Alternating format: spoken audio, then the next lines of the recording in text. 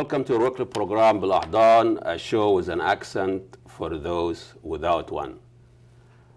Egyptian revolution, 4 years later, what went wrong? Now from Tahrir Square to squaring the Tahrir by the military. Military occupation, military fascism, all sort of accusation to the new regime. Now Sisi and his drones and his military in full control of Egypt from all aspects of Egyptian life, from the media, court, judicial, every aspect of Egyptian now is under the control of the military. Just yesterday, the first anniversary of the revolutions, a young lady, her name is Shaima Sabab, very young, very bright young lady, went to Tahrir Square, just put some flowers with a few of her friends.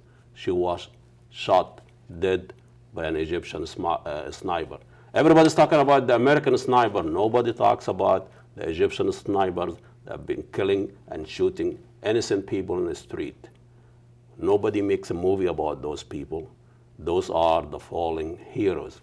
A lot to talk about today about the Egyptian revolution. We have here a very special guest, the Dr. Mohamad Elmasry, Assistant Professor, Department of Communication at University of North Alabama. Welcome to Bilahdan. I know we met before. We talked last year, about almost a year ago today, about the third anniversary of the revolution. So what went wrong in general? What transpired? I mean, a year ago, it wasn't the Sisi there, it was a transition and coup and all that. But what went on from a year ago to today? Well, if it's okay, let's kind of back up a little bit. Yeah.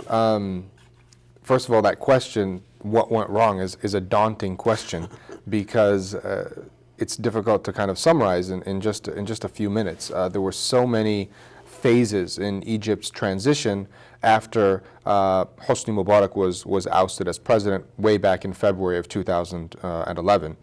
So obviously, I mean, if we fast forward, we get into the kind of that Muslim Brotherhood era.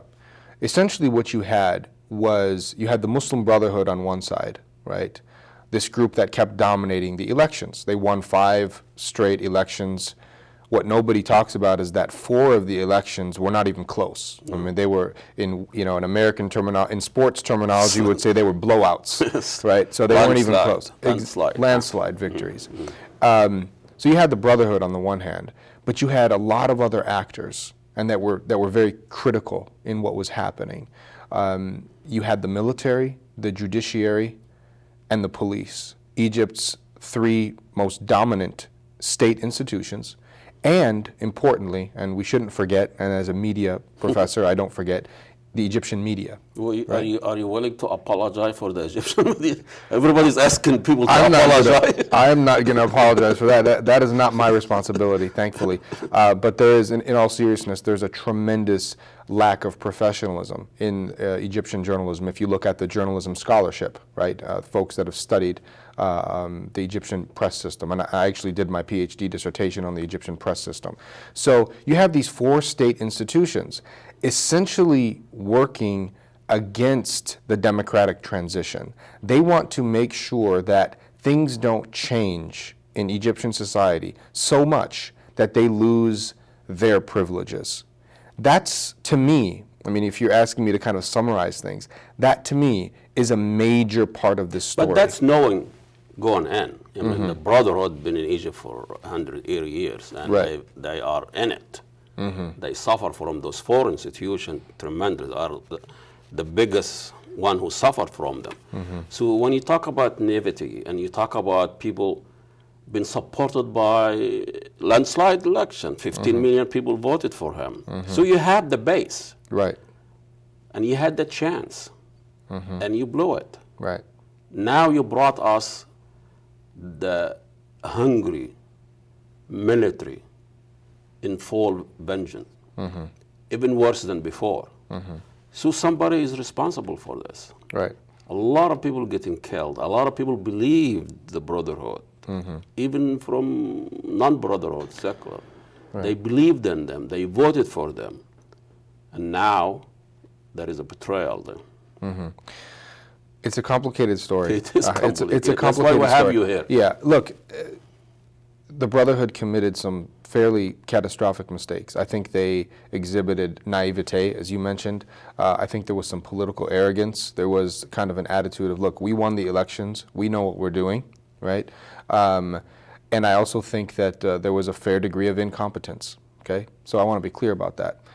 But to me, and in the analyses that I've done and the research that I've done, that's not the most important story. Because I happen to believe that it would have been extremely difficult for anyone, maybe impossible for anyone, to succeed under the circumstances that were presented. I mean, we've seen what happened in Tunisia, and we can only say that it's been mildly successful, if that, if that. Yeah, you're right. And that's with a very moderate Islamist group there, basically making all kinds of concessions that, even according to pure kind of procedural democracy, are not reasonable. They shouldn't have to make those kinds of concessions. But even, they have, and it still hasn't really been they very brought successful. someone from Ford Model T. He was living. I mean, you talk about somebody almost 90 years old. So I don't know, when you say mild succession, that's very generous. Right, I agree. So, I mean, if you look, let's look at, Mohamad Morsi, right? Let's look at the things that he did. Let's just start with kind of the most controversial decisions that he made, the things that kind of blew up in his face, right? Let's start with November 2012, when he made the A'lan al-Dusturi, the constitutional decree, right? That is the moment, for a lot of people and a lot of analysts, that is the moment at which he kind of lost politically, and he lost his base, as you said, those millions of people that voted for him. Maybe.